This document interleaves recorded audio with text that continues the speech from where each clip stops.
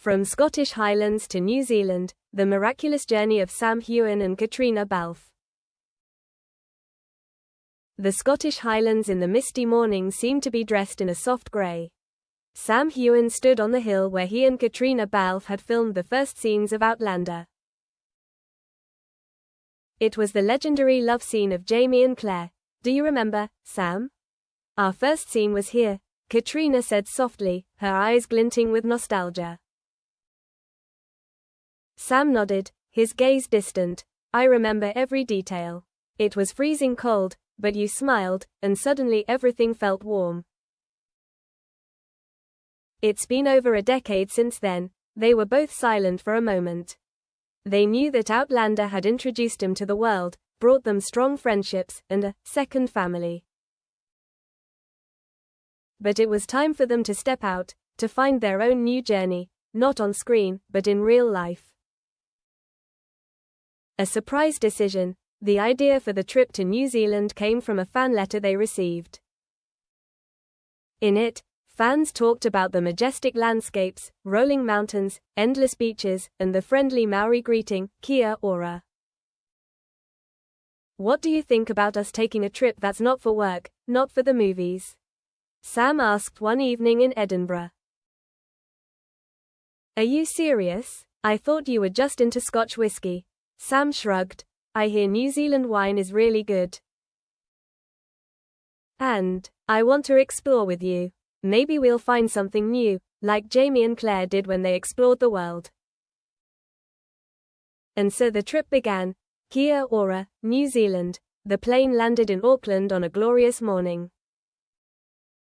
White clouds floated across the deep blue sky, while the silvery sea stretched to the horizon.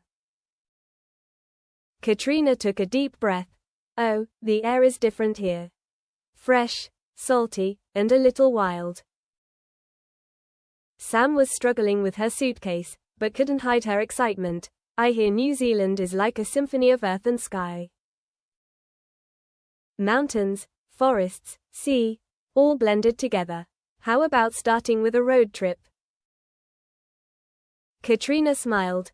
"Okay, as long as you don't make me climb a mountain on the first day." The road south. They rented a small campervan and drove along the northern coast and then south. The roads wound through lush green valleys, white sheep grazing, and pretty little villages with rustic wooden cafes. One afternoon, as the sunset dyed the sky golden, Sam stopped the car on the shores of Lake Tekapo. The turquoise water of the lake sparkled like a mirror, reflecting the snow-capped southern Alps. "It's so beautiful. I thought I was in a movie," Sam whispered. Caitriona sat down on the edge of the lake, her hand gently touching the cold water. "This isn't a movie, Sam. This is real. And perhaps the most magical thing is to stop and enjoy the moment." Meeting the Maori. One day, in Rotorua, a land famous for its hot springs and Maori culture, they were invited to attend a traditional ceremony. The Maori welcomed them with smiles, powerful haka dances, and stories about their ancestors. Sam and Caitriona listened together, immersing themselves in the pounding drums. A Maori elder told them, "Visitors often think we are all about the mountains and the sea. But the most precious thing is the spirit of whānau, family, the inseparable connection." Sam looked at Caitriona, her eyes filled with tears. He understood that there was a bond between them that went beyond the boundaries of colleagues. Unexpected challenges. The journey wasn't always easy. During a trek in Fiordland, it suddenly started to rain heavily. The trail was slippery, the wind was howling. Sam carefully guided Caitriona through the dangerous path. "Do you really think this is a good idea?" Caitriona shouted over the rain. Sam laughed, though she was soaked. "This is adventure. If Jamie and Claire can survive storms on the ocean, we can't give up just because of a rainstorm." They hugged and laughed in the rain, like two children finding joy in a challenge. Nature's symphony. The trip lasted for weeks, taking them from the snowy mountains of Queenstown to the legendary Milford Sound, where towering cliffs plunge into the sea. One morning, as the sun was rising over the horizon, they sat on the deck of the boat, watching dolphins swim around. The sight made Caitriona choke up. "Sam, I think this is magic. Not the awards, not the flights around the world, but peaceful moments like this." Sam took her hand, his voice warm. "I agree.